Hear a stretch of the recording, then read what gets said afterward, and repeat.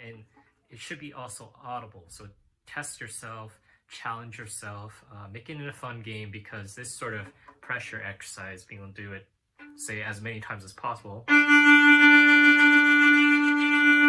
is actually pretty difficult to do, but it's also fun.